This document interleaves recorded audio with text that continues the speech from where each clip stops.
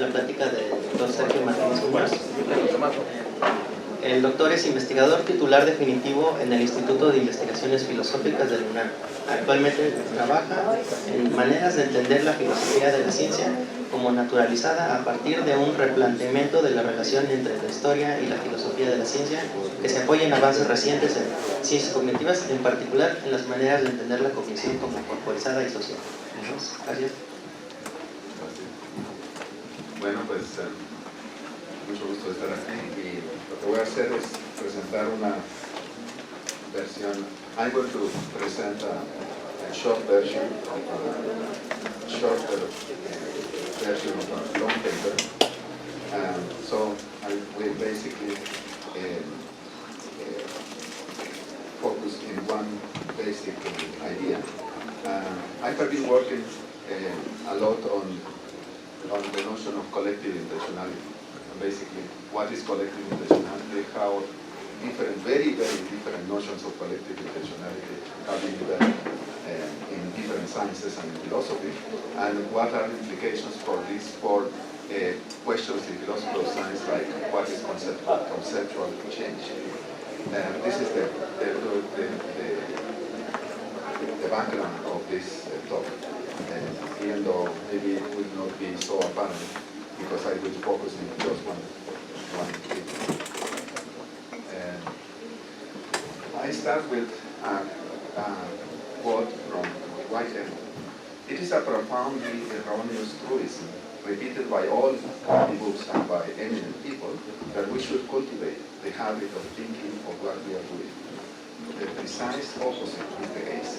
Civilization advances by extending the number of important operations which we can perform without thinking about them. This is introduction to mathematics. I think that Whitehead had a point, even though I don't think that this a lot of what is interesting in what he says is not quite clear to me. I thought about that. And I think it's a lot related with how we are going to understand what thinking is. And that is basically the point of what I'm going to say. One thing is thinking alone, and another is thinking collectively. Whitehead has a point, but a lot depends on what we mean by thinking about something. Concepts are indispensable for thinking, and the question is then what are concepts? But traditional theories of concepts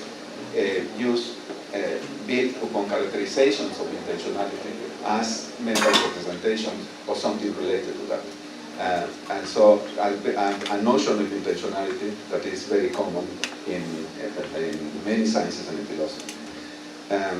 What I am going to try to do is to explore different notions of intentionality and try to argue that these different notions of intentionality point to a different way of how we conceptualize the world and the consequence that has for conceptual change that I will not say much about it. Concepts are the embodiment of intentions, and then what are intentions? Whitehead's point is that each individual has to rely on others in order for collectively to advance and innovate. But such collective advancement, to the extent that it involves concepts, will require of collective concepts. And can we make sense of this idea of collective concepts? And that leads us to the question of how we can make sense of collective intentionality. Traditional accounts of concepts rely on a notion of intentionality closely related with the idea of mental representation. But what if we characterize a notion of collective intentionality which could support a kind of concepts that we could call, say, provisionally collective concepts? Several attempts for naturalizing intentionality have led to propose a wide diversity of proposals as to how to characterize collective intentionality.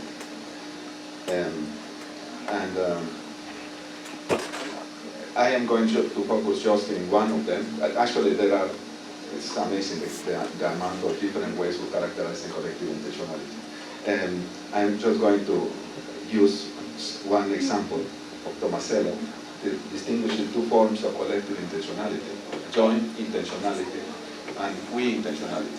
Even we intentionality is characterized in many different ways of different models. But it's just to get an idea of what it is, or how I am using the idea. Joint intentionality involves a shared goal. We intentionality is the kind of experience we have by forming part of a group. We intentionality does not require mind reading. It is a pre-reflective attunement, says. To elaborate whatever is meant by this pre-reflective attunement is what I am going to be interested in. This leads to a very different notions of intentionality, depending how we try to understand this idea. One way is thinking of pre-reflective attunement in terms of coordination, and then trying to characterize attunement in terms of coordination. And there is a lot of interesting theories and models of what coordination is and how coordination plays a role in the organization of activities in different animals and humans. And that is more or less the line that I will take. So I will connect this discussion of this question of what is pre-reflective attunement with models of how to understand coordination. Well, that's from the old long paper. How we Malafouris is one example in one book, actually, in cognitive archaeology, where he proposes, for example, that this coordination can be explained by the term of constitutive interdependence between mind and things. This is just one example. And then the question is, how are we to understand constitutive interdependence? And the idea is, well, there's been a discussion of what exactly is meant by that, and I want to follow one suggestion by Tim Ingold as to how to understand that connects with an idea that I found quite interesting and promising in this direction. Collective to perform music, says Ingold, is not, or at least not just to interact with a cello. It is to correspond with the sound. This idea of correspondence, that is implicit in the idea of Ingold, I think that is worth developing or thinking about, and I will try to connect that idea with some notions that are important in theories that try to explain the coordination in insects. Correspondence, in this sense, is a collective achievement involving artifacts and practices, and of course the skills in question. This collective achievement points to a notion of collective intentionality. The sound is a product of music making, and that is what I am trying. This is what I will suggest.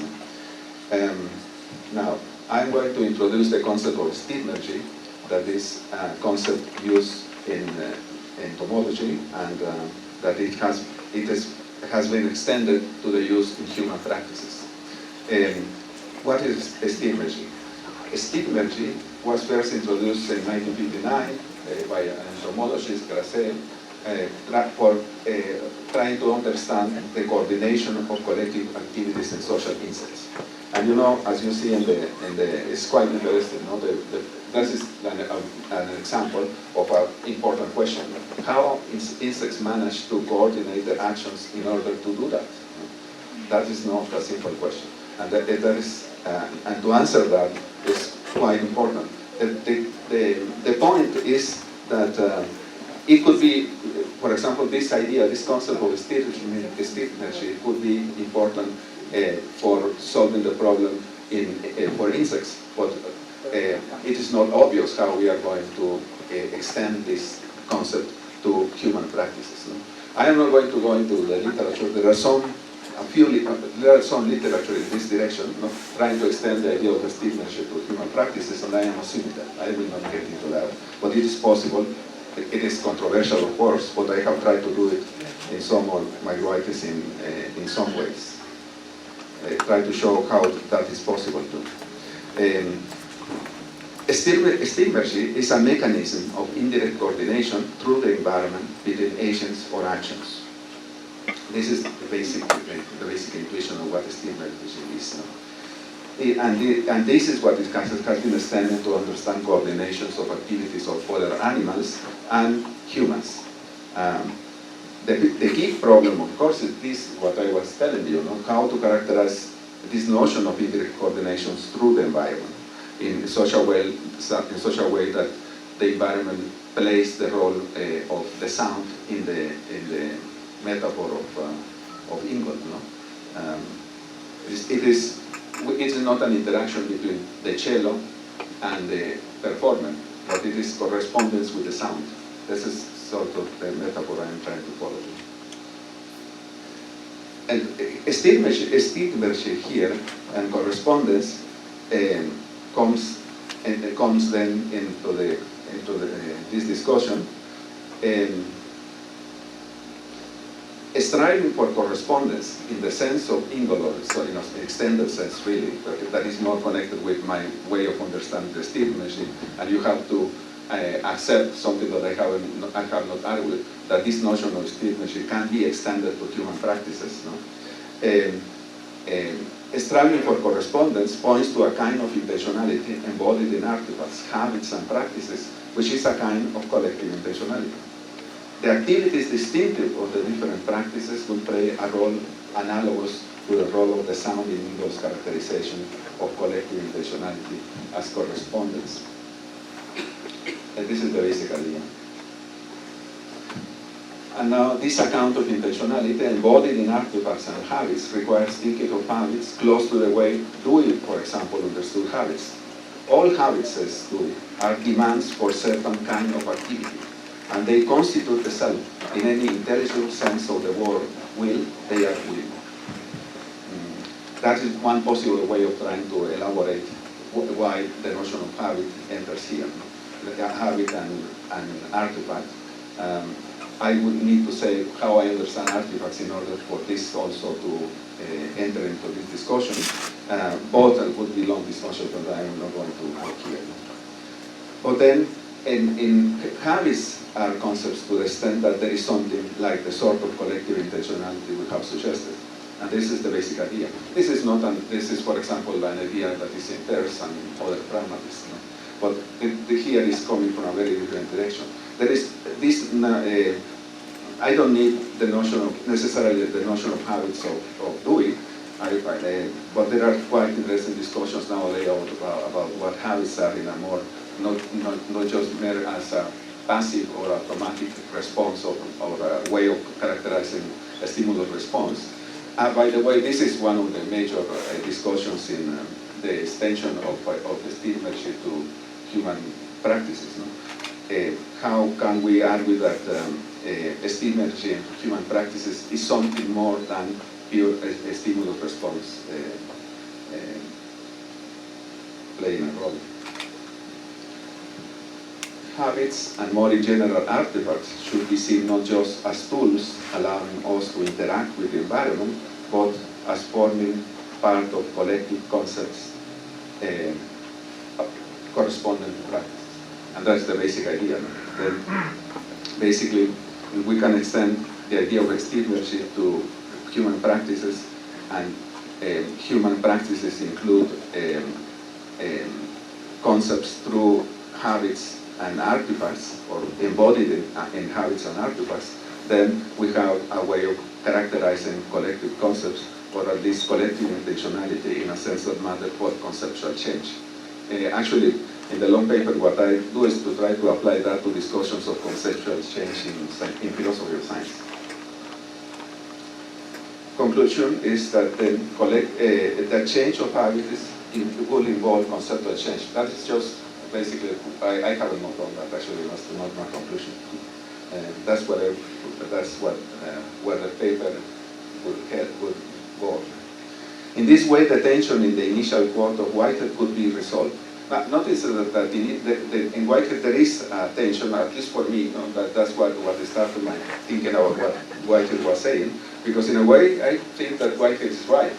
Certainly, I mean, the advancement of knowledge or the advancement of science involves every time leaving more things implicit or or using, say, others to artifacts in order to advance. We cannot keep things in our head. But on the other hand, then we have the problem of how to understand this advance conceptually. And that's the basic problem, or the tension. In this way, the tension in the initial quote of Whitehead could be resolved. Advancing knowledge involves turning explicit individual concepts, mentally represented, into collective concepts. And at least that would be a way of thinking of solving this problem that's involved in, or that is pointed Whitehead in his quote. Okay, thank you.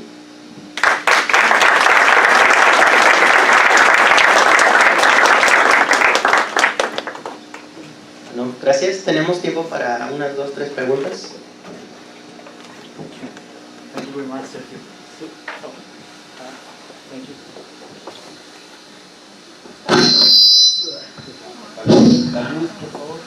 Gracias, Sergio. So I have a question regarding the relation between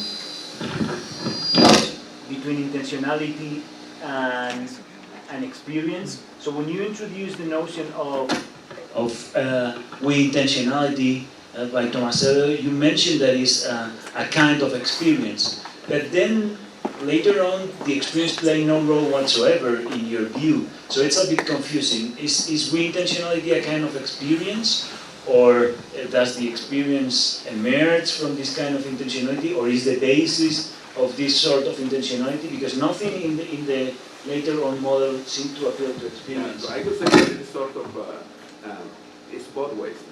In a way, the development of intentionality is a kind of experience, or it's an experience that grows. And this experience growing leads to a better kinds of intentionality, and to other kinds of collective intentionality. So collective intentionality is not a given. It's something that grows through experience. And that is related with the idea that I think that's very important to understand intentionality as growth. And this is that's the way I later I try to connect it with discussions about conceptual change and the importance of history to just so if you could clarify the other detail. So in order to offer an understanding of intentionality, you appeal to the mind, to minds. So could you let us know what would be a mind without appealing to intentionality? No, why no? Let's say if I talk about stimuli, I don't need to talk of minds. No? So it seems that you talk in terms of interdependence between minds. No, I made that's a quotation. No? Yeah. I quote Malafuris. Yeah. Malafuris was formulated in this way, and I criticize this way. I use Ingold to criticize this way. Thank you very much. That's it. Gracias. ¿Alguna otra pregunta? Hey. Great idea, great talk. I guess my question is an extension of the question that was just asked. I'm not really understanding how you get to the final conclusion, in the sense that there's a fundamental difference, I think, between what the ants are doing and what scientists do when they engage in conceptual change.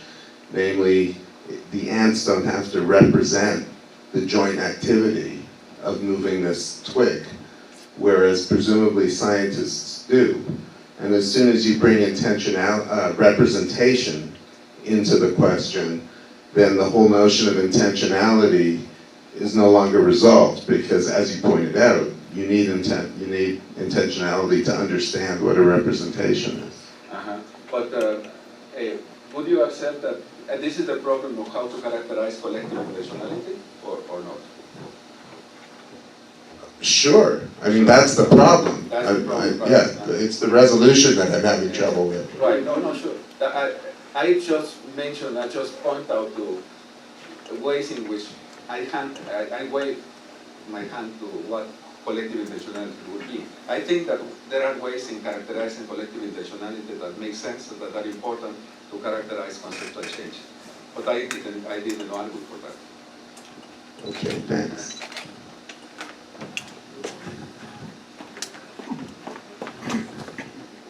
Thank you very much, Sergio. And I have a question about the ontogenetic periods. When do you think this collective intentionality emerged? At the beginning, I don't know. I have the doubt if it's always there, no?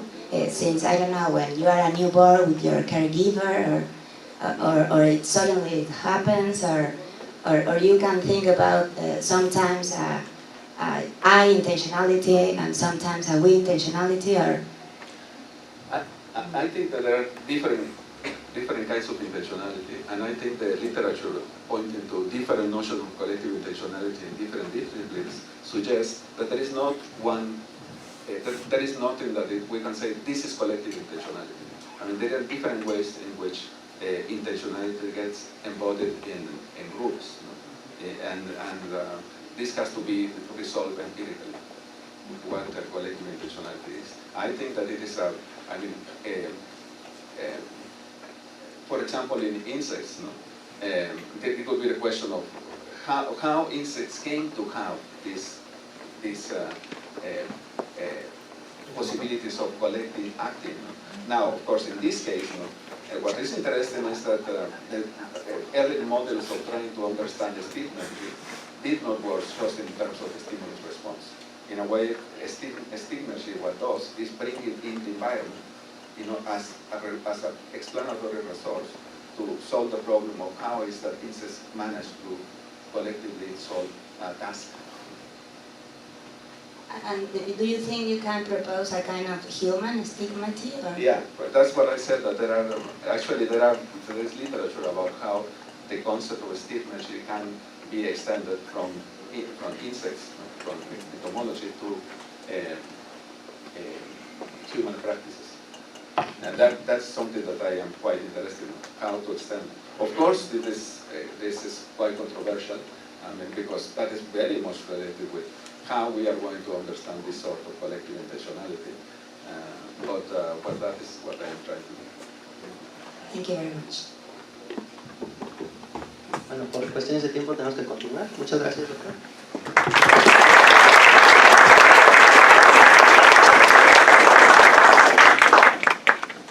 A continuación nos va a presentar la doctora Ana Laura Fonseca Patrón. Ella obtuvo su doctorado en Filosofía de la Ciencia por la Universidad Nacional Autónoma de México, realizó una estancia postdoctoral en la maestría en Ciencias Cognitivas en la UAM, aquí, y otra en el doctorado en Filosofía en la Universidad de Guanajuato. Actualmente se desempeña como profesora investigadora en la licenciatura en Filosofía de la Facultad de Ciencias Sociales y Humanidades de la Universidad Autónoma de San Luis Potosí. Sus áreas de interés son epistemología, filosofía de la ciencia, ciencias cognitivas y razonamiento práctico. Su tema general de investigación es el razonamiento humano y la caracterización de sus normas. Bueno, buenas tardes a todos, muchas gracias por estar aquí, muchas gracias a Jonathan y a Sergio por invitarme también a participar en este simposio. Yo voy a hablar acerca del razonamiento heurístico en la propuesta de Gerd y Gerenzer y tratar de hacer ver en qué sentido podríamos entenderlo de una mejor manera, en lugar de como una caja de herramientas adaptativa, como modelos artefactuales del razonamiento. Y hay tres afirmaciones que a mí me han parecido interesantes dentro de la propuesta de Gerd y Gerenzer y de las heurísticas rápidas y frugales, que son las siguientes. La primera es que es posible entender el comportamiento humano inteligente al tratar de entender cuál es la relación entre las heurísticas del razonamiento humano y el ambiente. La segunda afirmación, que a mí me parece muy interesante, es decir que las heurísticas del razonamiento humano pueden ser normativas. Puede haber cierta normatividad de esas heurísticas y eso para la propuesta de Gerd y Gerenzer significa que pueden ser ecológicamente racionales. La tercera afirmación es que la manera en la que entienden la racionalidad ecológica, que es que básicamente se trata de entender cuál es el éxito de esas heurísticas en el mundo externo y no entender cuál es la medida de su éxito en términos de consistencia interna o en términos de algún cálculo lógico, sí, de algún cálculo de la lógica clásica en particular.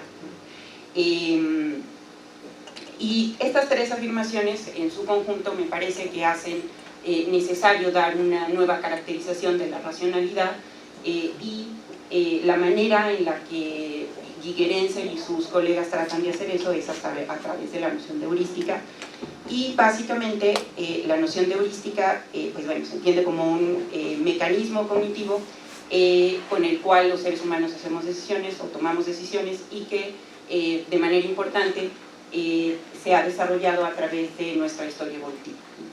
Y esto conlleva la hipótesis de que tenemos o contamos los seres humanos con una caja de herramientas adaptativa, que es la colección de mecanismos cognitivos especializados a través de los cuales nosotros podemos hacer inferencias y razonar en dominios específicos, y que hemos obtenido a través de la evolución, ¿no? Y esto incluye a las heurísticas rápidas. Entonces, otra pregunta es, bueno, ¿cómo podemos conocer esos mecanismos cognitivos dentro de nuestra caja de herramientas adaptativa? Y aquí básicamente la respuesta del proyecto de las heurísticas rápidas y frugales es que a través de modelos computacionales. Y esos modelos computacionales también son llamados heurísticas, de manera que en la literatura podemos encontrar a veces de manera indistinta, sin una referencia muy clara, cuál la noción de heurística, tanto como un proceso cognitivo como un modelo computacional.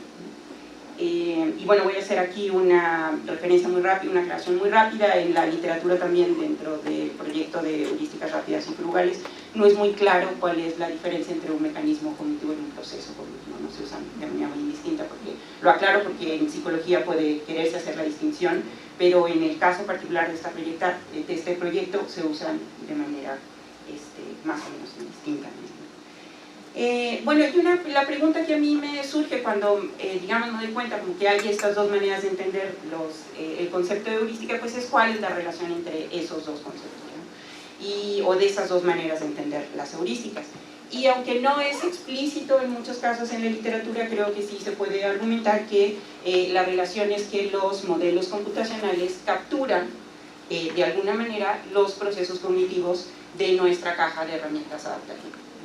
Y eso lo podemos ver como en la cita siguiente, en donde básicamente lo que se plantea es que el estudio de la caja de herramientas adaptativa se plantea una pregunta descriptiva, que es la siguiente: de cuál es el repertorio de las heurísticas que los individuos o las organizaciones tenemos disponibles, y que se estudia a través de la experimentación, de la observación, y que tiene como resultado modelos algorítmicos de esas heurísticas, ¿no? Entonces, en algún sentido se puede ver como cuál es la relación. Tenemos ciertas heurísticas cognitivas que tratamos de capturar en modelos cognitivos. Y para que realmente esos mecanismos cognitivos o procesos cognitivos se puedan reflejar en esos, o estén capturados en esos modelos, pues los modelos tienen que ser de un tipo particular, ¿no? Y ellos lo que argumentan es que no deberían ser modelos como sí, sino que deberían de ser modelos como procesos. Y en este caso, pues la idea de modelos como sí es una idea que está heredada de la economía, en donde Friedman es quien usa el término originalmente de modelos como sí, y que puede ser entendido en muy diversas formas.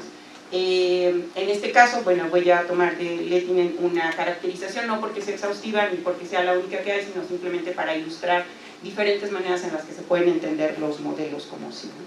Y una manera de entenderlos es cuando hacemos algunas afirmaciones que son ya sea o imprecisas o no realistas, y que las hacemos porque consideramos que no es importante que sean imprecisas o que no sean realistas, ¿no? En este caso entendemos precisión como que describan adecuadamente la conducta, y entendemos por que sean realistas que de alguna manera estén basadas en las causas correctas de la conducta, ¿no? Para que den cuenta de cuáles son las causas adecuadas de esa conducta. Y hay, bueno, pues en este caso dos maneras de entender estos modelos como sí. La primera pues es la que se refiere a los casos en los que hay imprecisión, que es cuando hacemos una afirmación que sabemos que es imprecisa, pero que no nos importa para nuestra investigación, o sea, no es relevante esa imprecisión para la investigación, ¿no? Y el caso en el que pues hacemos una afirmación que sabemos que no es realista, porque realmente no estamos interesados en encontrar cuáles son las bases causales del fenómeno, sino que más bien estamos tratando de dar cuenta de algún otro de alguna otra característica, ¿no? Bueno, todo esto tiene diferentes ejemplos dentro de la economía, pero no me puedo detener ahora a decir cuáles son exactamente esos ejemplos, ¿no? Pero hay ejemplos de cada una de estas maneras muy claramente en economía, que es de donde se toman, ¿no? Otra manera de entender los modelos como sí es cuando formulamos tomamos un supuesto de la conducta que es preciso, pero que a partir de él ascribimos ciertas intenciones a los agentes que no son realistas, ¿no? O sea, como de cierto principio, de cierta, por ejemplo, de una percepción de los votantes adecuada de que hay cierto partido que se está haciendo muy radical, entonces asumimos que a través de cierto proceso causal que no es realista, por ejemplo, que tienen acceso a toda la información, van a llegar como a cierta conclusión, ¿no? Entonces, el primer supuesto puede ser preciso, pero el segundo, acerca de cuál es el mecanismo causalmente mediante el cual llegaron a la conclusión, no lo sería. Entonces, en este caso también estaríamos hablando de modelos como sí. Y finalmente, pues en el caso en el que quien está modelando no está comprometido con ningún supuesto mental particular, ¿no? Simplemente está haciendo un modelo, no supone nada acerca de la mente de la gente, ¿no? Pero lo que es importante de todas estas maneras de caracterizar los modelos como sí es que no proveen una explicación de cómo el comportamiento debería en realidad corresponder con ese específico modelo, ¿no? Es decir, no tienen ese compromiso. Y digamos hasta aquí como típicamente, digamos, podemos decir una manera típica en la que se entiende en economía. En el caso de Giger Ensler, la manera en la que ellos caracterizan, también refiriéndose al campo de la economía, los modelos como sí, son modelos que no especifican los procesos mediante los cuales la gente razona, sino solamente predicen el resultado de la conducta. No están interesados en describir los procesos. En este sentido, típicamente, este tipo de modelos como sí son modelos de optimización, es decir, que buscan como la respuesta óptima o la mejor respuesta posible, y son no realistas, ¿no? Incluso si son precisos, ¿no? Porque lo que buscan pues, es la precisión en la descripción de la conducta. Pero asumen, dicen Giger Ensler y colegas, que la mente es una caja negra, ¿no? O sea, es decir, no les importa la descripción del fenómeno. Digamos, en contraposición a los modelos como sí, lo que tratan de ser Giger Ensler y colegas, es decir, que sus heurísticas rápidas y frugales que ellos formulan son procesos como modelos. Y eso quiere decir que describen los pasos específicos del proceso cognitivo, tales como la regla de búsqueda, la regla de paro de la búsqueda y la regla de decisión que emplean las heurísticas, ¿no? Pueden ser otras reglas, estas son las características las que ellos principalmente buscan, pero pueden ser otras reglas, ¿no? Pero esto nos dice que básicamente el modelo lo que busca es formular un algoritmo, ¿no? O sea, es a través de pasos que se va a describir, tratar de describir lo que es el proceso. Como la mayor parte del tiempo, asumir, tomar ciertos supuestos no van a llevarnos a descripciones correctas. Ellos intentan que sus modelos como procesos no tengan evaluaciones independientes. Esto quiere decir que todos son dependientes de contexto, o sea, todas las evaluaciones que se hacen son dependientes del contexto. No se hace una búsqueda exhaustiva.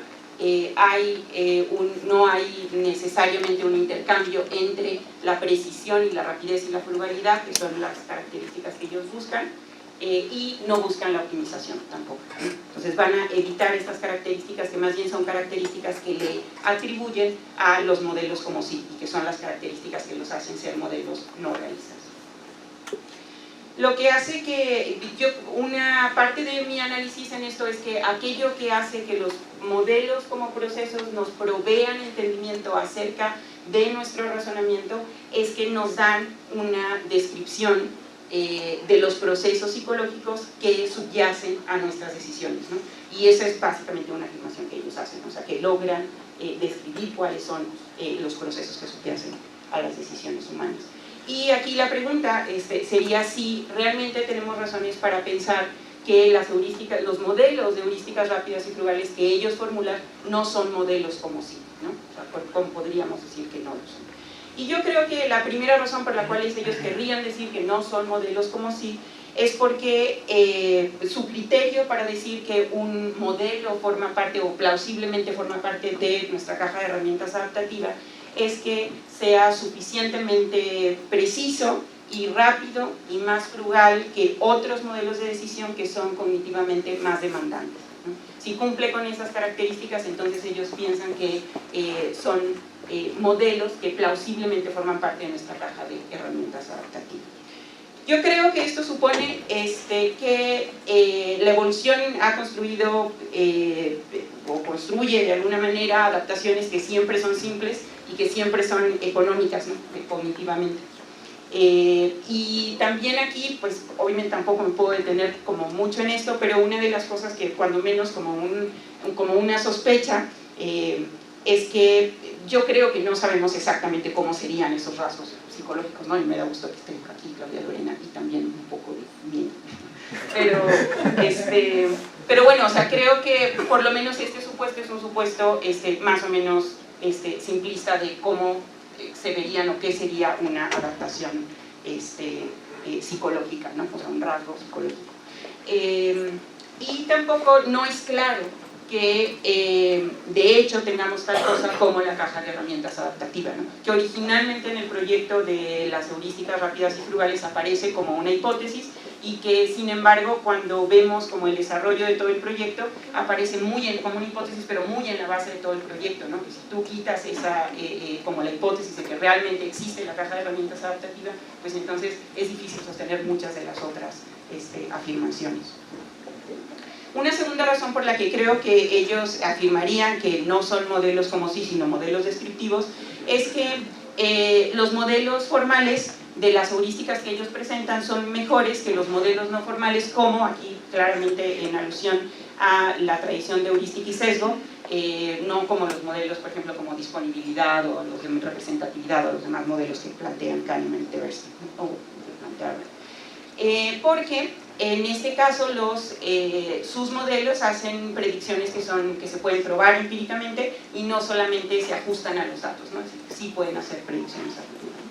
Pero yo creo que uno de los rasgos importantes, como espero que al menos de manera breve, pero se haya podido ver que tienen los modelos como sí, es que de hecho nos permiten predecir la conducta, ¿no? Ese es uno de los rasgos como importantes de los modelos como sí, es realmente lo que buscan, no buscan describir los procesos ni los mecanismos cognitivos, sino justamente poder predecir la conducta, ¿no?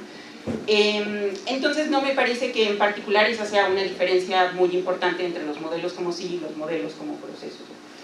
Y con esto básicamente estaría llegando a mi conclusión, que en algún sentido es bastante sencilla, y es simplemente que para mí no me parece claro que los modelos de las heurísticas rápidas y frugales de Gigerenzer no sean modelos como sí, ¿no? O sea, me parece que en realidad básicamente también son modelos como sí.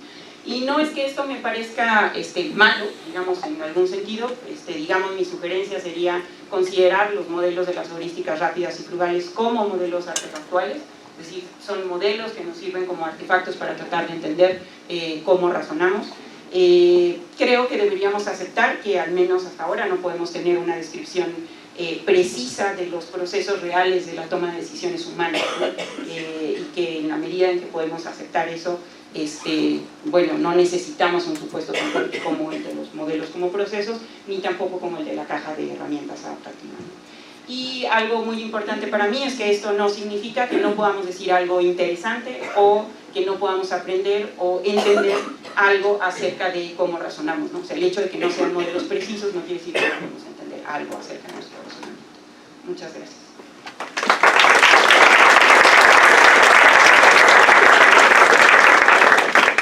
Muchas gracias. ¿Tenemos tiempo para un par de preguntas?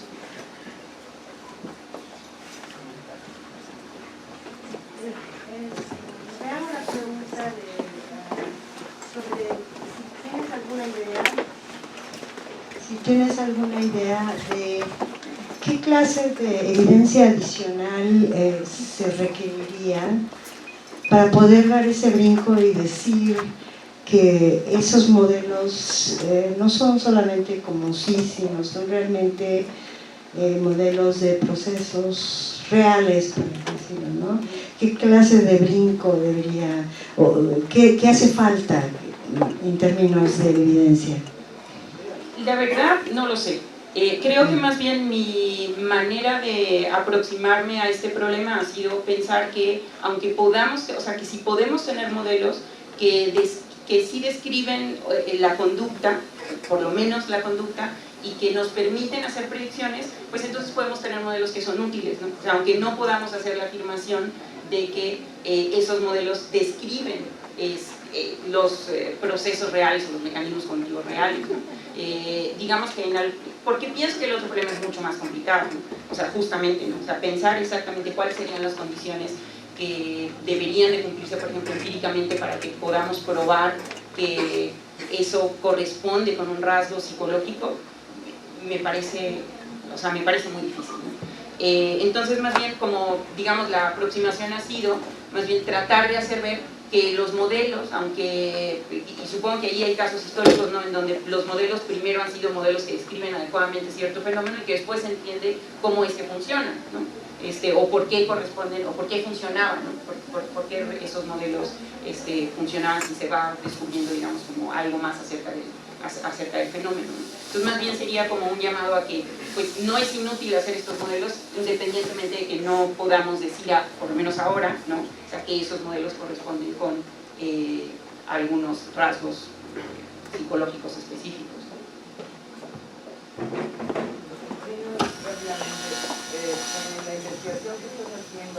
En la investigación que estás haciendo, ¿de alguna manera estás utilizando teoría de juegos matemática?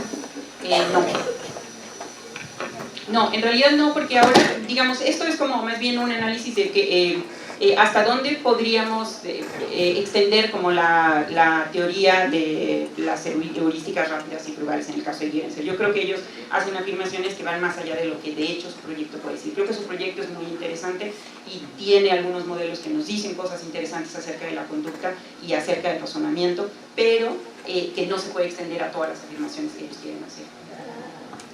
Bien, muchas gracias por tu ponencia. Esta hora que te escuchaba me venía a la mente la diferencia entre la inteligencia artificial clásica y la actual, ¿no? La inteligencia artificial actual no buscas modelar cognición humana, tienes algoritmos muy sofisticados, no sabemos cómo operan realmente, pero resuelven problemas mejor que nosotros. Ahora la pregunta sería, ¿qué puedo yo tratar de explicarme a partir de cómo analizo data mining, etcétera? ¿Tú dirías que esa manera de encuadre es la que tú verías a tu investigación? Pues podría ser un camino, ¿no? O sea, podría ser un camino más bien a través de lo que nos... ¿Qué podemos aprender a través de algoritmos que son muy sofisticados, aunque no supongamos que esos son la manera en la que nosotros procedemos, ¿no? De hecho, qué bueno que lo preguntas porque, bueno, con esto la distinción entre inteligencia artificial vieja y nueva, porque de hecho creo que una de las razones que también aquí, digo, no voy a explicar, pero una de las razones por las cuales ellos hacen esa afirmación acerca de los modelos como procesos, como describiendo mecanismos cognitivos, es porque son herederos de Simon, ¿no? Entonces, como hay ciertos supuestos que vienen de Simon que ellos mantienen, ¿no? Como la idea de que si tú logras el programa, pues entonces de alguna manera tienes una explicación acerca de lo que está sucediendo en la mente, que es como la vieja inteligencia artificial, ¿no? Pero creo que sí podría ser muy útil como las herramientas de una inteligencia artificial que ahora es mucho más sofisticada, ¿no? Para tratar de entender de alguna manera cómo es que razonamos, o incluso a lo mejor cómo podríamos razonar de mejor manera, ¿no? Quizá también como en un sentido como el programa meliorista. Muchas gracias. Sí, ¿se escucha? Quizá no entendí yo, pero no estoy seguro si describiste cuál es la diferencia entre los dos modelos, o sea, en qué se basa uno, en qué se basa el otro, como para excluirlos mutuamente, porque desde mi punto de vista los modelos que le llamas como sí son modelos que se han usado muchísimo tiempo en ecología de la conducta y no excluyen ningún proceso cognitivo, más bien lo que tratan de hacer es establecer cuál sería la meta final de este algoritmo, ¿no? Que está cerca, puede ser óptimo o cercano a lo óptimo, a la optimalidad, pero no excluye el proceso ni el mecanismo, simplemente se ha establecido, o se ha sugerido, o sea, más bien es el supuesto que el proceso lo que hace es evaluar esta optimalidad. Entonces, no estoy seguro yo de entender por qué, o a lo mejor lo entendí yo mal, porque parece que uno excluye al otro. En realidad no son excluyentes. Lo que uno buscaría es el proponer el modelo, es decir, busca la optimalidad, etcétera, etcétera, otros supuestos, y entonces proponer cuál sería el proceso que llevaría a esa optimalidad o a esa meta de alguna manera. Entonces, digo, quizás soy yo, pero no entendí por qué parece que se excluyen mutuamente, ¿no? No es que yo crea que se excluyen mutuamente, la presentación es así porque Gigerenzer y sus colegas distinguen claramente, oponen sus modelos como procesos a modelos como sí. O sea, ellos quieren distinguir sus modelos de los modelos como sí, decir que no son modelos como sí. Entonces, justamente lo que yo trato de hacer ver es que no es tan claro que podamos hacer esa distinción, justamente de lo que tú dices, ¿no? O sea, que realmente me parece que la distinción no es clara. Para ellos es importante, ¿no? O sea, por ejemplo, es importante porque una de las cosas que afirman es que la neuroeconomía ha utilizado más el programa de heurística y sesgo para tratar de dar cuenta de los procesos neurológicos que se llevan a cabo mientras tomamos decisiones y no su proyecto, ¿no? Y entonces ellos lo que dicen es esos modelos de heurística y sesgo son modelos como sí, y deberían utilizar modelos como los nuestros de heurísticas rápidas y frugales, porque los de nosotros sí son modelos como procesos, describen adecuadamente los procesos y por lo tanto deberían de ser utilizados como base para la neuroeconomía más que los modelos, por ejemplo, de Kahneman.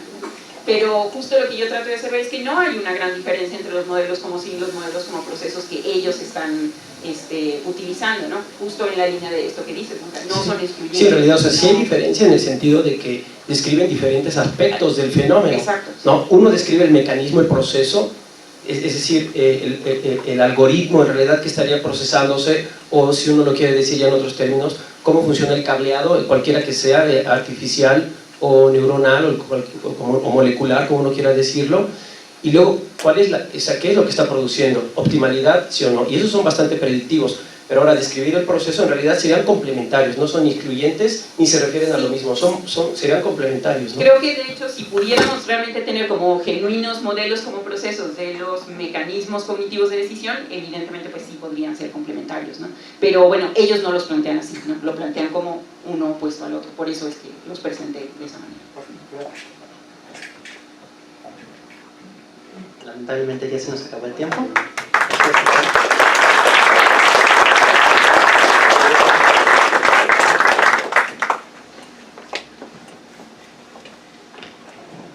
Bueno, a continuación nos va a presentar el maestro Saúl Sarabia López.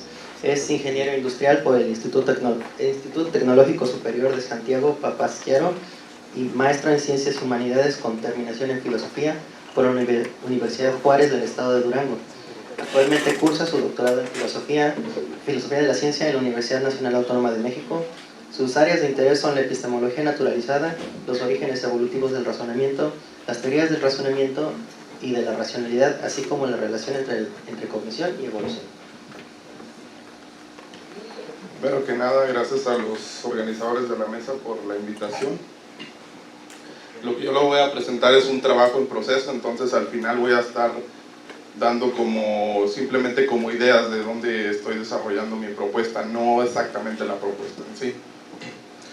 Lo que yo voy a estar presentando es cómo podríamos tener como un enfoque alternativo para explicar los orígenes evolutivos del razonamiento basándonos en la teoría de construcción de nichos y no en modelos adaptacionistas. Adaptacionismo se ha entendido de diversas maneras y dependiendo del autor que lo trate es más o menos como la preeminencia que le da a ciertos supuestos, pero parece que los supuestos que abarcan el adaptacionismo son primero una preeminencia de la selección natural, herencia genética, variación genética aleatoria, gradualismo y una perspectiva centrada en los genes. Como se resume eso como una propuesta que se centra en los genes y que piensa que la selección natural es la única causa que puede dar cuenta para las adaptaciones o para explicar una adaptación. Se han hecho también diversas clasificaciones o se han propuesto diferentes tipos de adaptacionismo, por ejemplo esta muy conocida de Gottfried Smith, de adaptacionismo empírico, adaptacionismo explicativo y adaptacionismo metodológico. Lewens tiene una propuesta que dice que la expande más como a 7 tipos de adaptacionismo.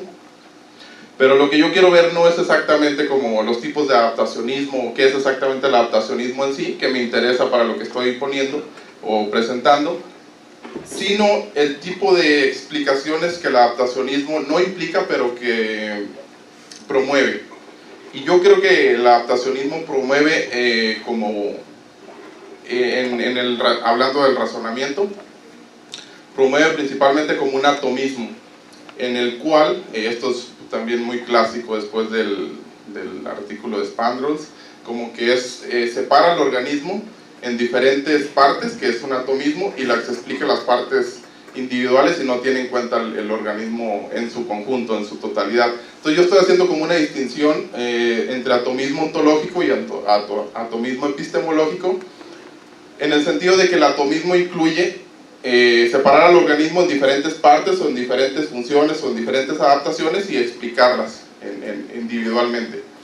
Y por otro lado, que eso por ejemplo John Dupree lo llama el problema básico ontológico del adaptacionismo, y por otro lado no solamente separa el organismo ontológicamente, sino que separa también epistemológica y ontológicamente al organismo del ambiente. Entonces se explican como dos entes separados, como una causalidad unidireccional del ambiente hacia el organismo, y las adaptaciones que desarrolla el organismo son mayormente para adaptarse al ambiente.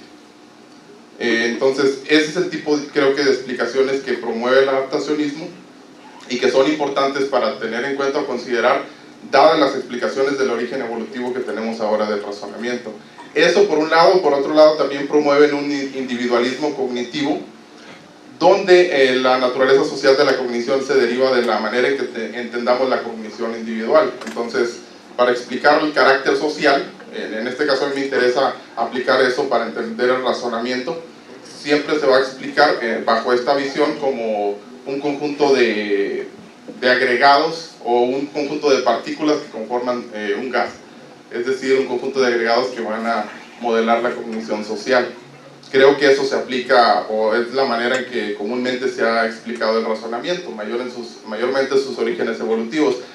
Una propuesta muy famosa, es muy criticada también, es la psicología evolucionista, donde ellos tienen diferentes módulos propuestos para explicar el razonamiento, pero ellos explican el razonamiento como una facultad que es compuesta de módulos. Los más famosos son el módulo para detectar tramposos y el módulo frecuencialista.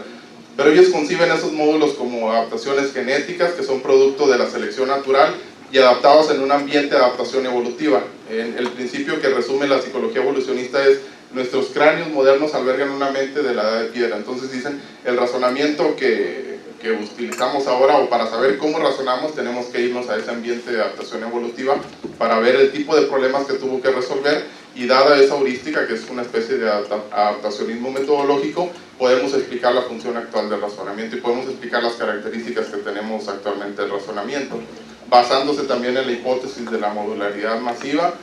Y otra cosa es que el razonamiento, dado eso, y dado que se basan como mayormente en los supuestos que acabo de decir, atomismo y individualismo cognitivo, ellos conciben el razonamiento como algo que reside en las mentes individuales.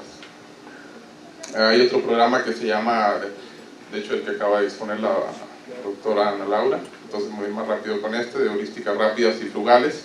Y ellos toman, pongo primero la psicología evolucionista porque es como curioso que es un enfoque muy criticado, pero gran parte de las teorías del origen evolutivo que tenemos del razonamiento toma los mismos supuestos de la psicología evolucionista. Entonces un ejemplo es el enfoque de las heurísticas rápidas y frugales, que también viene el razonamiento modelado en heurísticas, pero parte de una caja de herramientas adaptativa, como ya se explicó, adaptado como una adaptación biológica, una adaptación genética en el ambiente de adaptación evolutiva. Nos sirve mayormente para mejorar la cognición individual y reside en la mente de los sujetos individuales también. Con el enfoque de heurística y sesgo, aquí es un poco peculiar la propuesta, porque no hay una sola manera de explicar el origen evolutivo de las heurísticas según esta propuesta. Dependiendo del autor que uno esté leyendo, es más o menos por el rumbo que da la explicación. Yo he visto mayormente como dos recuentos. Uno es la tradición de heurística y sesgo se basa en la teoría dual de sistemas. Y entonces la manera en que ellos explican el razonamiento es la manera en que la teoría dual de sistemas explica el origen evolutivo de los sistemas, donde el sistema 1 es producto de la selección natural y el sistema 2 es más como producto de la cultura, pero el razonamiento estaría como en los dos sistemas. Y en ese sentido el razonamiento podría ser producto de la selección natural, y en ese sentido también se podrían aplicar las críticas que se le han hecho a la psicología evolucionista y el enfoque de heurísticas rápidas y frugales. Eso por un lado. En otro libro, como que los autores de la tradición de heurística y sesgo están como contestando a críticas que les dicen que no toman en cuenta la evolución para su enfoque, y ellos dicen como un tipo de cosas diciendo que no entienden por qué se hace ese tipo de críticas, siendo que la tradición de heurística y sesgo podría ser o es posiblemente compatible con la navaja suiza, la metáfora de la navaja suiza, es decir, como mecanismos modulares producto de la selección natural. Eso lo encontramos, por ejemplo, en Gilovich, en la página 10. Hay otra teoría también muy reciente para explicar el razonamiento, mayormente defendida por Hugo Mercier y Dan Sperber, donde ellos dicen que la principal función del razonamiento no es como para mejorar la cognición individual, criticando estas propuestas anteriores, sino que es argumentativa, es decir, es para yo dar argumentos para defender mi posición, para justificar mi posición y para convencer a los demás. Entonces este recuento evolutivo del razonamiento está muy ligado al recuento evolutivo del lenguaje. Ellos modelan el razonamiento como un módulo representacional producto de la selección natural, y yo creo que en ese sentido no se despegan tampoco de la psicología evolucionista al decir que es un módulo exactamente como la psicología evolucionista lo entiende, es decir, yo diría que es como un módulo darwiniano también. Explican el razonamiento como inferencias reflectivas, dicen que el razonamiento es un tipo de inferencias, pero mayormente se explica con inferencias reflexivas. El razonamiento es una competencia social, sirve para la interacción social, hay una coevolución entre el razonamiento y el lenguaje. Y otra de las cosas que ellos hacen en su propuesta, y que yo creo que es una de las cosas que yo voy un poco en contra de ellos, es que para modelar el razonamiento ellos ponen más énfasis en la competencia que en la cooperación. Entonces para ellos lo que importa para el origen evolutivo, para dar cuenta del origen evolutivo del razonamiento, es como un ambiente de competencia, donde yo tengo que justificarme a mí mismo y tengo que convencer a los demás, más que colaboración o cooperación. Entonces, dado ese tipo de cosas, podría surgir la pregunta si el giro social de la cognición, y en este caso el giro social del razonamiento, implica un abandono del adaptacionismo.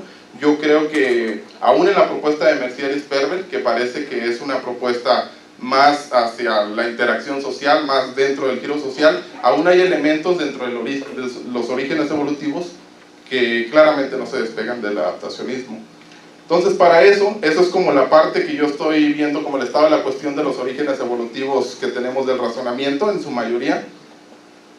Y como contra de eso yo sugiero como abordar diferentes perspectivas o diferentes modelos de evolución cultural que nos pueden de alguna manera ayudar a dejar de lado los supuestos adaptacionistas o las explicaciones que van más allá del adaptacionismo, que son promovidas directamente por el adaptacionismo.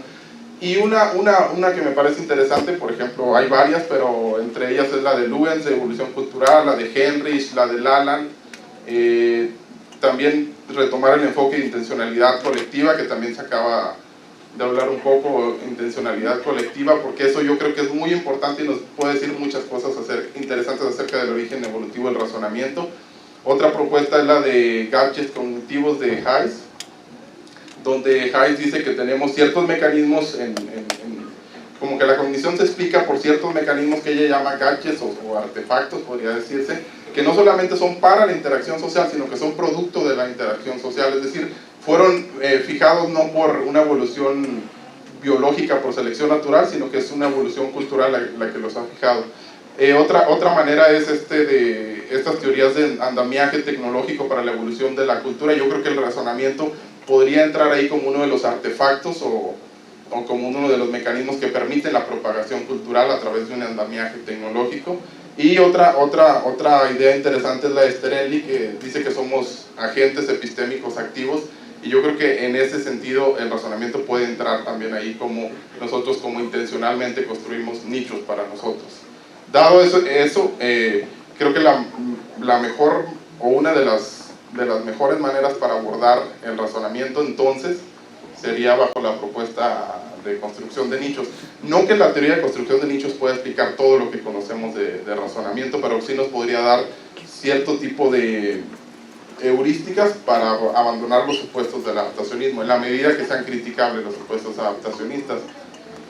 En la teoría de construcción de nichos rápidamente es el enfoque que dice que no solamente los individuos somos afectados por el ambiente, sino que nosotros construimos nuestros ambientes y a la vez esos ambientes nos modifican a nosotros. Entonces hay una especie de causalidad recíproca, ya no es una causalidad unidireccional como veíamos en el adaptacionismo, sino que ya es una causalidad recíproca. Entonces ya no tendría, bueno, podría ser debatible, pero ya no tendría tanto sentido hacer como diferencias entre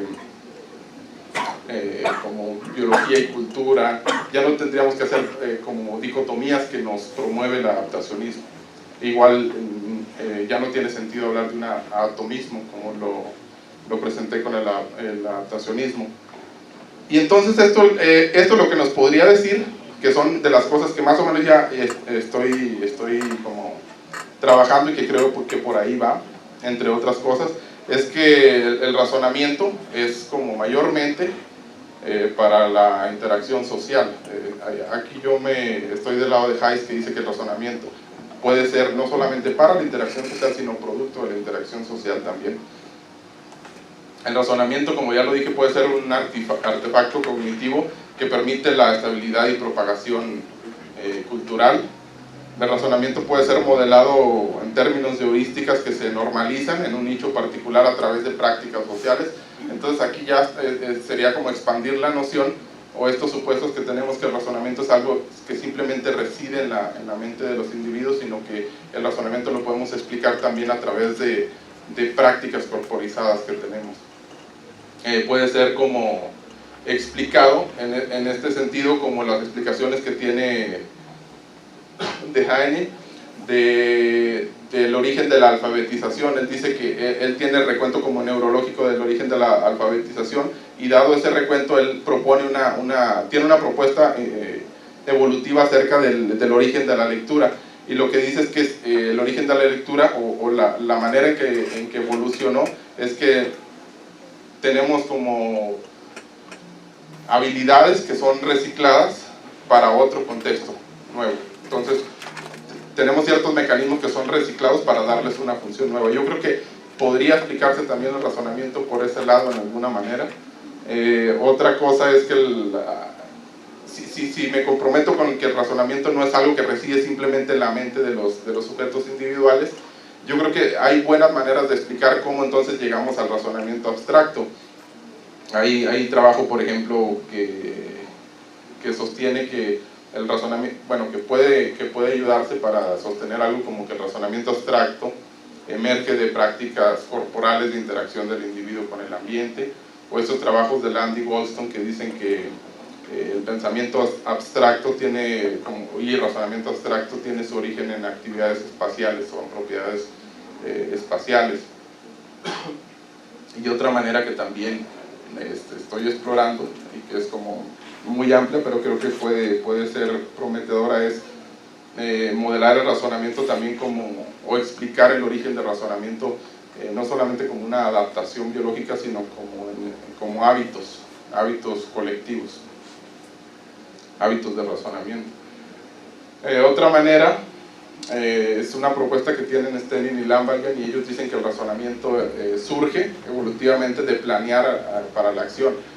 Lo que yo haría aquí es tomar ese tipo de propuestas, pero proveer como un recuento evolutivo más completo de lo que ellos dicen, porque como que no tienen muy clara bueno, al menos hasta ahora no la he visto muy clara la propuesta, pero creo que sería bueno como expandir esa noción. Norman tiene, por ejemplo, la propuesta tomando la teoría de intencionalidad colectiva de Tomasello, y él dice que el razonamiento o el origen o una especie de proto-razonamiento pudo haber surgido para alinear nuestras intenciones. Entonces yo creo que por ahí va, como Norman, tiene que ver con ese tipo de cosas, pero Norman sigue sin despegarse de las explicaciones adaptacionistas al considerar que el razonamiento, él dice que es una adaptación biológica, es decir, sigue considerando razonamiento en términos de las propuestas anteriores que presenté. Una cosa interesante que yo creo que tiene mucha relación también es que el origen evolutivo del razonamiento está, como que los recuentos evolutivos que tenemos de las affordancias nos pueden decir muchas cosas acerca del origen evolutivo del razonamiento. Hay como una relación muy directa, y esto en varios sentidos, y es como muy amplio, pero tiene que ver con la cuestión de agencia y de construir tareas, y para eso me sirve la construcción de nichos. Entonces tiene que ver como con las posibilidades de acción, tiene que ver con las intenciones en agencia, y tiene que ver con la manera en que el sujeto o los individuos somos como agentes epistémicos activos para construir tareas, que es como construcción de nichos. Entonces ese tipo de acciones yo creo que es una especie o es algo que nos puede decir mucho acerca del origen evolutivo del razonamiento, y creo que no es un tema muy explorado, pero que sería como muy interesante hacer ese tipo de relaciones. Entonces básicamente eso es en lo que estoy trabajando, por eso les dije que iba a ser como más tengo más o menos idea de cómo hacerlo, pero como que quería presentarles más o menos hacia dónde voy o qué es lo que estoy tratando de hacer, así más a grandes rasgos. Pero ya me dirán. Muchas gracias.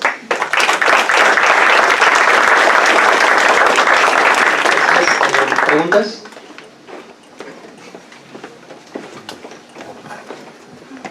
¿Qué tal? Gracias por tu presentación. Tengo un par de dudas sobre tus afirmaciones sobre el adaptacionismo.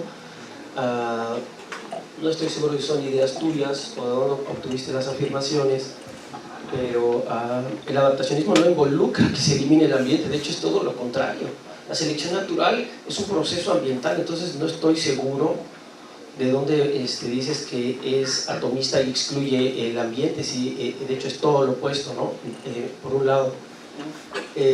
Segundo, aunque la psicología evolucionista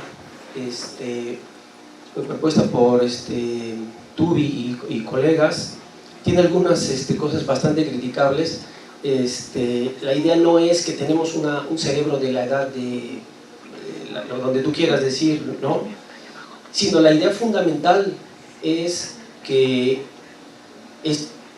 la evolución trabaja y funciona con lo que existe, ¿sí? No tiene opciones.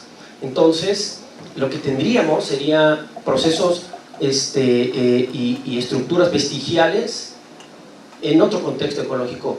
Creo que uno de los problemas de la psicología evolucionista es que uno de sus supuestos es que el genoma humano ha dejado de evolucionar a una tasa lenta como antes, y ahora sabemos que hay evolución rápida, hay una tasa de cambio acelerado por ciertos procesos, incluye la cultura.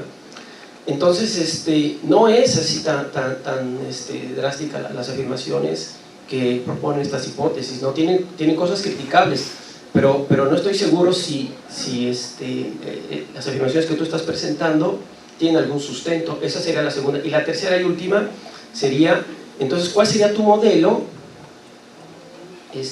formal o conceptual, heurístico, en el cual estaría ocurriendo este proceso evolutivo, y cuál sería el papel de los genes, si desde tu punto de vista están excluidos? Sabemos ahora que la teoría de la evolución no olvida otros procesos, ¿no? Como de construcción del nicho. De hecho, estamos en una época de la teoría extendida, ¿no? Mal llamada por algunos posmoderna. Entonces incluye un montón de procesos como el desarrollo, autoorganización, etcétera, ¿no? Entonces no estoy seguro cuál sería tu modelo y cómo lo explicaría, cuál sería el papel de los genes, ¿no? Gracias.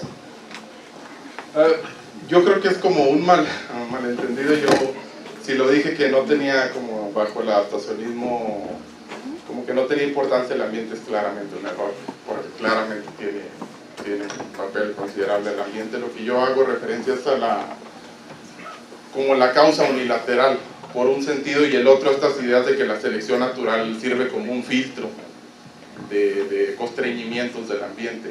Entonces es básicamente eso a lo que me estoy refiriendo.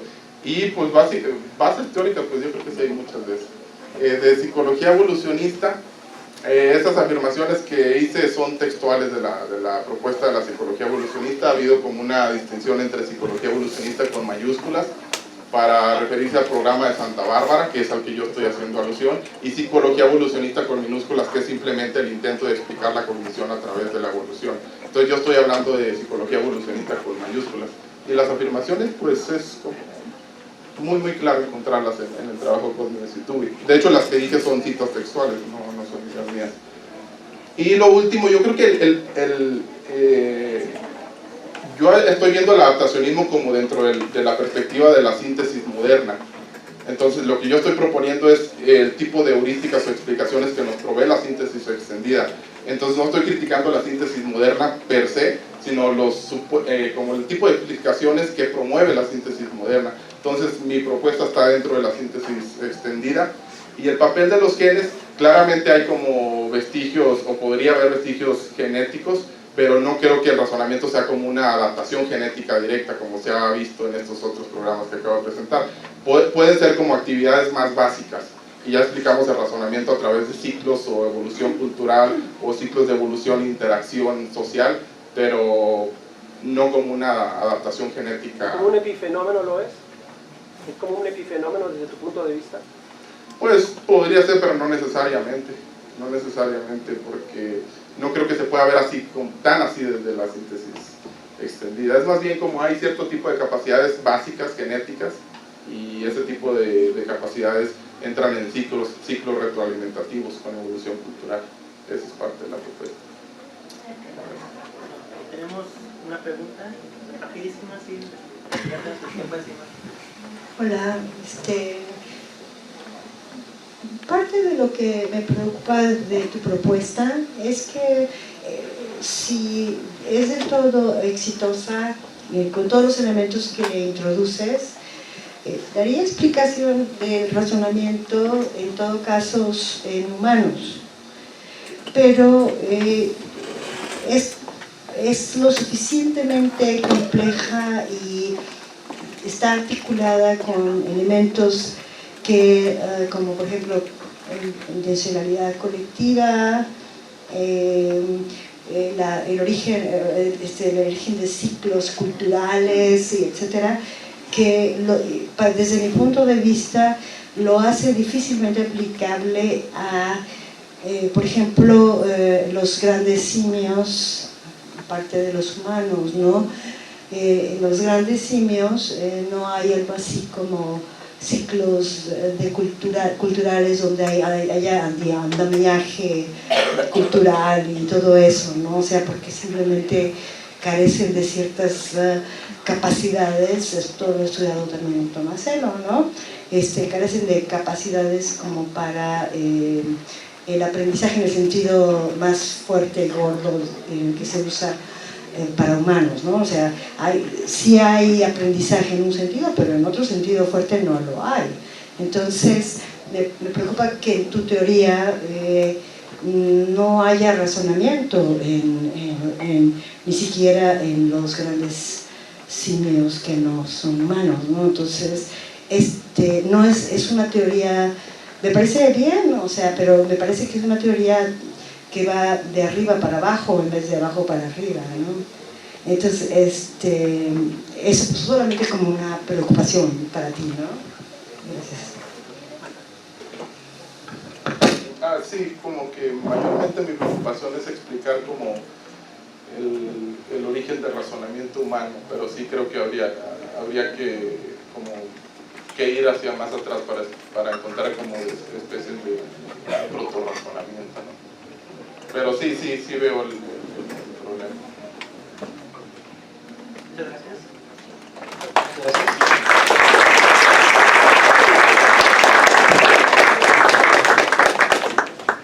A continuación, nuestra próxima presentación es por parte del doctor Jonathan García Campos y la doctora Paola Hernández Chávez. El doctor Jonathan García Campos es doctor en Filosofía de la Ciencia por la UNAM, es profesor e investigador a tiempo completo en el Instituto de Ciencias Sociales de la Universidad Juárez del Estado de Durango. Es miembro del Sistema Nacional de Investigadores. Sus áreas de interés son la evolución, la cognición, la epistemología contemporánea, las teorías del razonamiento, la racionalidad, así como la filosofía e historia de la psicología. Ha publicado 2 libros, Epistemología y Psicología Cognitiva, y junto con Ricardo Vázquez, Nuevas Perspectivas en Epistemología Contemporánea. Ha escrito más de 30 capítulos de libros y artículos indexados en sus áreas de interés académico. Vamos a la de cine. La doctora Paola Hernández Chávez es doctora en Filosofía de la Ciencia por la UNAM, es miembro del Sistema Nacional de Investigadores CONACYT Nivel 1, es Visiting Scholar and Visiting Fellow del Center for Philosophy of Science de la University of Pittsburgh de agosto del 2018 a marzo del 2019.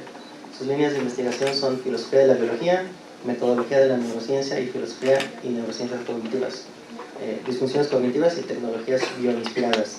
Es responsable de 5 proyectos académicos de investigación, participación en 19 seminarios de coordinación y organización de 5 seminarios interdisciplinares, 48 comunicaciones en eventos nacionales y mayormente internacionales, 6 artículos arbitrados, 9 capítulos de libro, 4 ediciones de libro, un libro original, 8 traducciones para divulgación de literatura especializada en castellano. Bueno, buenas tardes. El título de la charla se llama Repensando la capacidad humana para la detección de trampa. En cierto sentido, podría decir que va a ser una charla un poco audaz porque nosotros somos filósofos y la parte central de este proyecto es que vamos a presentar como un experimento y lo que nos gustaría es de algún modo saber como la opinión que ustedes tienen sobre el mismo. Obviamente vamos a trabajar sobre la cuestión de trampa, de engaño y de transgresiones a reglas digamos, es una conducta ampliamente observada, no solamente humana, parece que está relacionada con muchos otros problemas, ¿no? Como con la moral, con los contratos sociales, con la idea por ejemplo, de naturaleza humana. Parece ser más o menos universal y que surge en un momento particular del desarrollo o que no surge, digamos, a partir de ciertos desórdenes, y además está conectada con muchas otras cuestiones. A nosotros nos interesa en algún momento conectar esto de trampa y engaño con el problema de corrupción, que yo creo que es relevante para un país como el nuestro. Y luego el trabajo se divide básicamente en 3 partes. Va a ser una introducción, que vamos a hablar otra vez de psicología evolucionista, y después va a venir una parte un poco más conceptual sobre qué es trampa, sobre qué estamos entendiendo por trampa y por engaño, y por último, que sería la parte más central del trabajo, es sobre como el trabajo experimental. No sé, realmente no creo que nos dé tiempo de verlo todo con profundidad, pero a lo mejor en preguntas o en las pláticas después podremos charlar sobre esto. Entonces, voy a empezar con algo de la psicología evolucionista.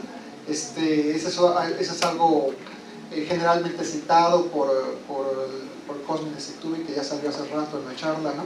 Ellos dicen, por ejemplo, que Darwin, al final del origen de las especies, decía que en el futuro veía campos en donde la teoría de la selección podría ser aplicada, por ejemplo, en la psicología, ¿no? ¿Por qué me voy a meter un poco en la psicología evolucionista? Es un poco, no tanto porque nos interesa seguirla, de hecho, como ya se dijo acá, pues es un programa altamente criticado, pero sin embargo ha sentado las bases de discusiones posteriores. La psicología evolucionista, bueno, ellos dicen que simplemente es un acercamiento a la psicología en donde se hacen uso de los principios usados en la biología. Esos son los principios, esos son los principios textuales, porque también surgió esto hace rato, ¿no? Ellos sí dicen literalmente que nuestros cráneos modernos albergan una mente de la edad de piedra, allí en ese texto. Por ejemplo, estoy hablando por supuesto de la psicología evolucionista con mayúscula, o sea, del proyecto de Cosmin de Situbi. Por ejemplo, con estos principios y con unas ciertas ideas metodológicas, ellos consideran que la mente defienden esta idea de que la mente es masivamente modular, idea que es ampliamente criticada, y postulan un montón de módulos, ¿no? Un módulo para teoría de la mente, un módulo para reconocimiento de caras, un módulo para una biología de sentido común o para muchas cosas, pero por supuesto, dado los intereses de este trabajo, es que detectan postulan un módulo de detección de tramposos, ¿no? Este Cheater Detection Module es una de las afirmaciones folclóricas de los psicólogos evolucionistas. Básicamente la idea es que los seres humanos tenemos un mecanismo que nos sirve para saber quién está violando, quién está rompiendo un contrato social. Un tramposo, bajo su definición, es alguien que está en un contrato social y toma el beneficio de estar en el contrato social sin pagar el costo. Entonces, por contrato social aquí es una cosa muy amplia, ¿no? Puede ser, los mismos ejemplos de ellos son como tipo, no sé, yo te cuido a tu perro cuando tú estás de vacaciones y cuando yo salgo de vacaciones tú riegas mis plantas, ¿no? Alguien es tramposo, sí, sí le cuidan al perro pero no riega las plantas, ¿no? O sea, es alguien que está recibiendo un beneficio de un contrato sin pagarlo. Como cualquier otro módulo de los que ellos postulan, pues es universal, digamos es específico de dominio, solamente nos sirve para detectar tramposos, pero no nos sirve para detectar altruistas, otras cosas, ¿no? Entonces, como para no detenerme demasiado en esto, básicamente la evidencia que ellos proponen para postular este supuesto módulo para detectar tramposos viene de dos campos. Una es como de una narrativa evolucionista, ¿no? O sea, ellos, su argumento, esta es la reconstrucción que yo hago de su argumento, es un poco como un argumento abductivo, ¿no? O sea, como presentan, esto es un problema, digamos, si postulamos esto puedes resolver este problema, por lo tanto, muy probablemente este es el caso. Entonces, ellos empiezan con este problema del altruismo en biología. Ellos piensan que el altruismo, eso a lo mejor en la zona de preguntas lo podré explicar más y no me puedo tardar en esto, pero la idea es que, pues, que el altruismo es un problema. La teoría que a ellos más les gusta es la idea de altruismo recíproco, que viene de Travers, y él piensa que si el altruismo recíproco es el caso, entonces debemos tener un mecanismo que nos ayude a detectar tramposos, por lo tanto es muy probable que este mecanismo esté ahí. Esa es una narrativa evolutiva muy criticada. Y la otra son como pruebas de papel y lápiz, ¿no? Cosmides y Tooby son famosos en presentar estas versiones de tarea de selección de tarjetas, en donde se le pide a sujetos comprobar la verdad de un enunciado condicional. Y generalmente, pues digamos, comúnmente somos muy malos en responder este tipo de tareas como esta, la de arriba, ¿no? En donde lo que se tiene que contestar es eso que está en negritas, ¿no? Si una tarjeta tiene una vocal de un lado, del otro lado tiene un número par, pero si cambiamos esa tarea por una en donde aparezcan tramposos, aparentemente lo hacemos muy bien. Entonces esa es una versión de tramposos en donde tú eres un portero en un bar de Boston, esa es la famosa, ¿no? Y entonces tienes que saber quién está haciendo trampa, y parece que ahí lo hacemos muy bien, aquí lo hacemos muy mal, y entonces ellos dicen, se dan cuenta, el módulo de tramposos está ahí, ¿no? Porque es una narrativa evolutiva más pruebas de papel y lápiz, muy criticadas también.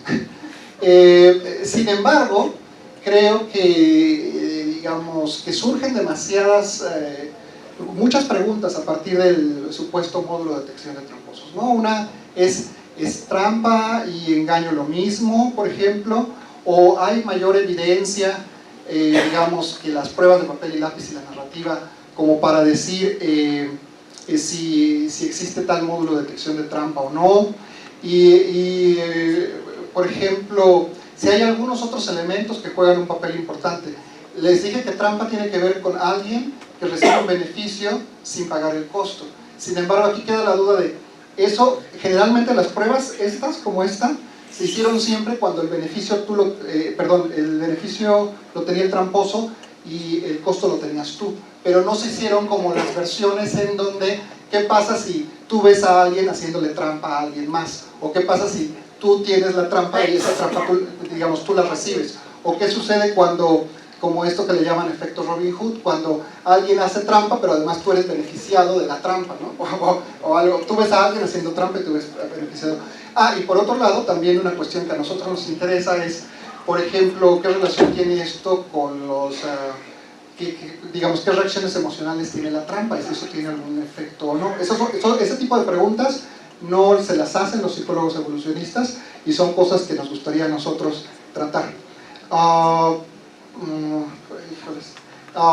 En esta segunda sección queríamos hablar un poco sobre la distinción entre engaño y trampa. Ahí aparecen algunas citas, ¿no?, como más o menos clásicas sobre engaño. Generalmente engaño se distingue de trampa en el sentido de que, bueno, ahí está, ¿no?, que es un acto deliberado en donde una persona, el engañador, ¿no?, está haciendo pasar algo que él sabe que es falso por verdadero, ¿no? O algo que él considera que es falso por verdadero, y por supuesto que es intencional, ¿no? Alguien que dice algo falso pero sin la intención de eso, pues simplemente estaba equivocado, ¿no?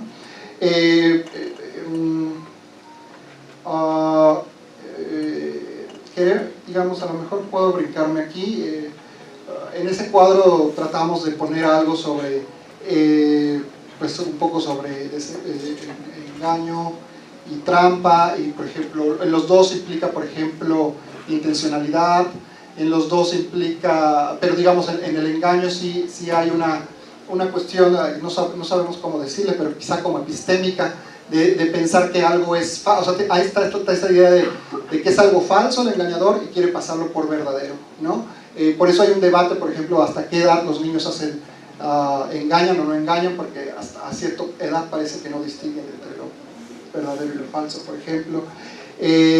Digamos, en la trampa parece que tiene que haber un contrato social, mientras que en el engaño no necesariamente hay ese contrato social. Alguien podría engañar, eso también lo podemos platicar en las preguntas, alguien podría engañar sin estar necesariamente en un contrato, pero lo que sí parece, lo que existe en los dos, es una violación de reglas.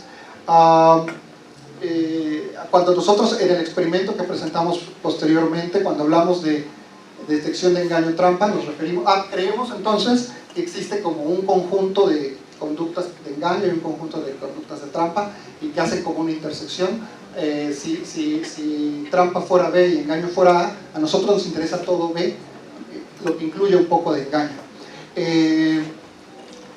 Digamos, creo que en la literatura es un poco confuso todo esto, ¿no? No hay como textos que hagan como una revisión sobre, hay infinidad de trabajos sobre engaño y sobre trampa.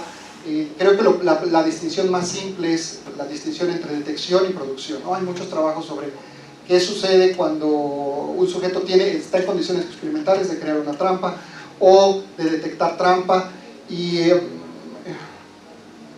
creo que ya llevo mucho y todavía falta, pero bueno, digamos, aquí tenemos varias distinciones, ¿no? Por ejemplo, como lo que nos interesaban en las preguntas que hice al final de la primera sección, en donde ¿qué pasa cuando la relación costo-beneficio cambia? Creemos que se pueden hacer como estas distinciones, ¿no? Por ejemplo, cuando se trata de trabajos que tienen que ver con detección de trampa, uno puede hacer todas estas distinciones. O sea, que la trampa, digamos que el costo lo pagues tú, que el costo lo pague una tercera persona, por ejemplo un amigo, o que el costo, eso viene en nuestro experimento, eso nos gusta, que el costo lo pague un ente como indefinido o raro. Por ejemplo, cuando alguien se salta el torniquete del metro, para los que viven en Ciudad de México, ¿quién está pagando el costo ahí? Pues es una cosa rara, pues el sistema de transporte colectivo, o el gobierno del Distrito Federal, o no sé. O sea, si ven, hay alguien que paga el costo, pero no queda tan claro quién es. Entonces, ¿qué pasa en esos casos? O sea, eso nos interesa. Creemos que sobre detección de engaño trampa se pueden hacer esas distinciones, pero quizá ya vamos a la tercera sección sobre nuestro experimento. A ver si lo puedo describir como en 5 minutos.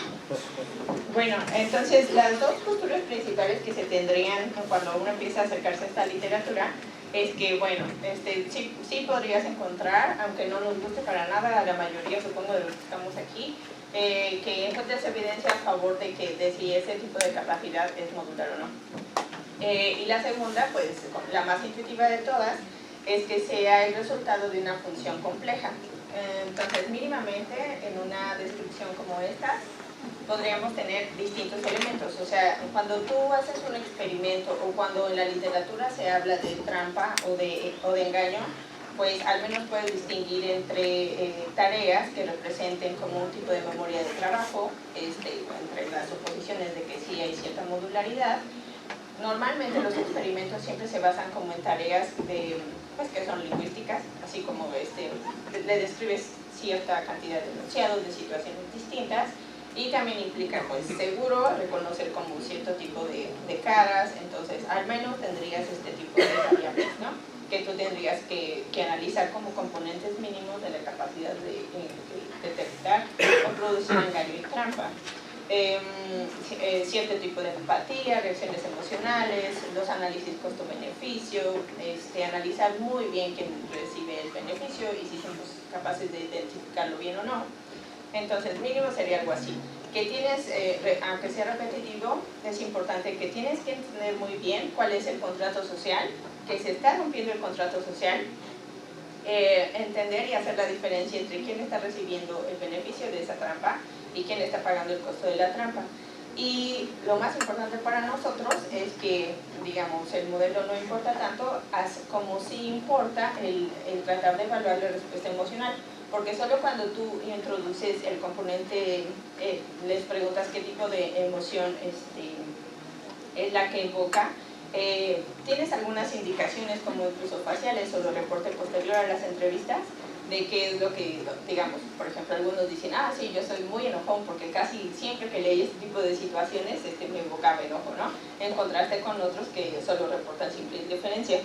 Hicimos como 7 intentos distintos, llevamos años con esto, hasta que quedaron bien estandarizados y que nos dijeron que ya servían nuestros estímulos. O sea, fueron como 7 pruebas distintas con muchísimos individuos. Y bueno, entonces, si nosotros tratamos de regresar a la pregunta original de cuáles son las 2 opciones explicativas acerca de estos fenómenos, tenemos entonces la modular, que no nos gusta, y la otra como el complejo de funciones. Entonces, en el experimento presentamos un conjunto de 90 estímulos a distintos sujetos y los agrupamos en 5 categorías distintas. Todo esto fue como revisado metodológicamente hasta que quedó bien. 18 estímulos por categoría y hasta ahorita sí se tienen, bueno, se aplicaron a 300 estudiantes universitarios, 61% mujeres, 39% hombres. Y les hicimos preguntas muy concretas para hacer toda la validación de los estímulos. Por ejemplo, preguntar para cada uno de los 90 enunciados que quedaron al final si había trampa en la situación, quién estaba recibiendo el beneficio de esa situación, quién estaba siendo afectado y qué tipo de emoción te evocaba esa situación. Estas son las 5 distintas categorías. Digamos, nosotros como somos filósofos sí pensamos que hay muchísimas variables, y cuando la primera vez que hicimos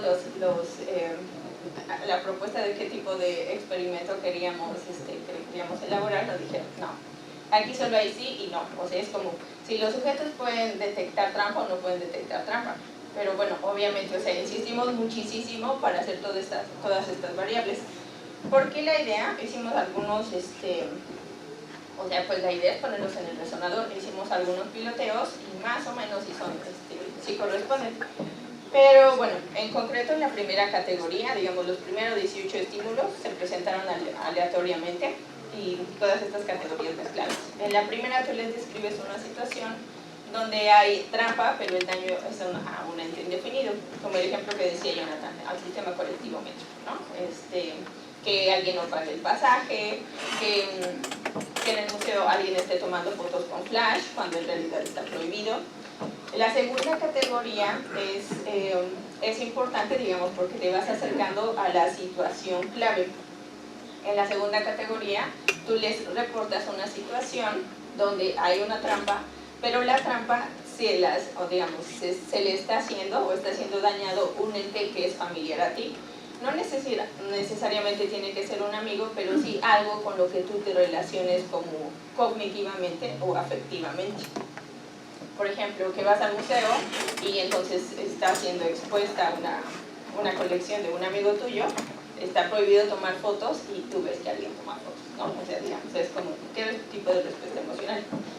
Como se podrán imaginar, conforme se acerca la situación a ti, pues evoca un tipo de reacción más fuerte, digamos. Cuando en la tercera categoría hay una trampa y la trampa es a ti mismo, digamos, la exhibición es tuya, está prohibido tomar fotos con flash y tú ves quién está tomando las fotos, pues te enojas muchísimo más. La cuarta categoría fue solo de control, solo es como la línea basal. Y entonces solo reportas de que pues, vas al museo y está prohibido tomar fotos. En la quinta categoría es la que para nosotros es más indicativa y que después queremos vincular de mejor manera con la de corrupción, porque es cuando hay una trampa y el beneficio es a una primera persona. O sea, en contraste con la categoría 3, o sea, la 3 y la 5 son muy contrastantes, porque la trampa o el que está siendo perjudicado en la tercera eres tú, y en la quinta tú estás recibiendo beneficio. Digamos, alguien de sentido común siempre está la idea de que pues nosotros somos muy corruptos porque no somos capaces ya de detectar la trampa. Pero lo que es muy importante, es que en las distintas categorías, aun cuando tú recibes el beneficio, sí eres capaz de detectar que hay una trampa. Y se evocan las dos reacciones emocionales, las de enojo, molestia y gusto. Y eso sí está muy bien mostrado, controlado. Y bueno, pues tenemos como los análisis de cada una de las categorías, cuáles son las reacciones emocionales que mayormente se evocan. Por ejemplo, en esta primera, pues lo que más te da cuando ves un escenario así es molestia, ¿no? En contraste con el segundo, que puede que te dé un poquito más de enojo, pero también puede caberle diferencia.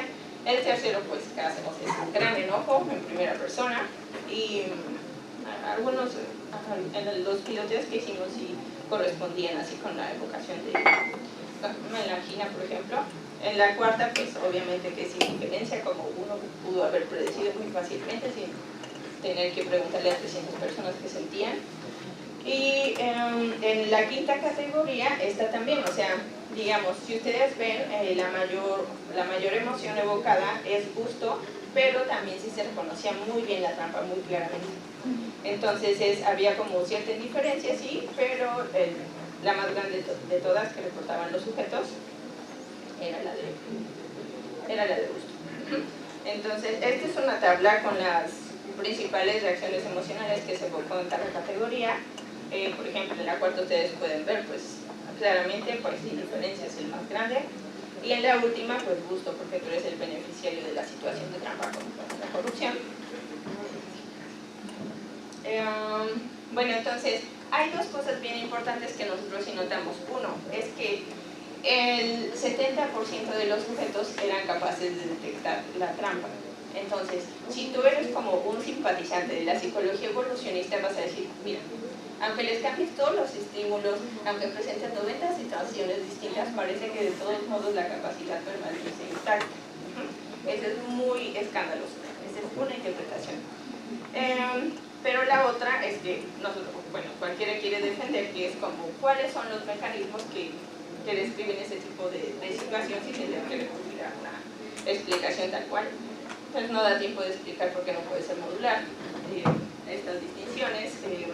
Hacemos algunas generalizaciones del experimento, pero lo que sí podríamos concluir, o al menos indicar hasta ahora temporalmente, es que, bueno, entonces se tenía como el 70% si eran capaces de detectar la trampa, no importa qué tanta variación se le pongas a los estímulos, y esa sería una interpretación fácil. Pero pues esto, si ven, o sea, 70 no son todos, ¿no? O sea, si tú dices, pues entonces la mayoría, 50 más 1, pues puedes quedar con una explicación bastante simplista. Pero es muy, también es bastante notorio que del 20 al 30% tenían muchísimas más dificultades en identificarlo. Lo más importante para nosotros es que, aunque sí hay este contraste, al menos el 30% sí mostraron una variedad muy grande de distintas reacciones emocionales. Eso es lo que nosotros ahorita estamos tratando como de delinear un poco y documentar un poco más. Muy claramente, las distintas reacciones emocionales se correlacionan con el tipo de cercanía a quien está recibiendo el beneficio y quien el daño. Nosotros tenemos la hipótesis de que hacer trampa sí implica como un beneficio inmediato, mientras que producir engaño o reconocer engaño implica como cierto tipo de beneficio premeditado. Ahora estamos más, aún entre nosotros no nos ponemos mucho de acuerdo, así como estamos trabajando como distintas personas, así como entramos al mismo y así, por no ponernos de acuerdo en qué tipo de interpretación nos gusta más. Pero lo que sí es que tenemos la intuición de que hay como, simplemente cuando tú detectas trampa, parece que sí se acciona un tipo de heurística que es un poquito más rápida, en contraste cuando tienes que hacer el ejercicio más reflexivo, abstracto, de deducir así como quién está produciendo y quién está siendo afectado con la trampa. Entonces, hasta eso vamos ahorita. Si quieren, después platicamos, porque no tenemos tiempo. Muchas gracias.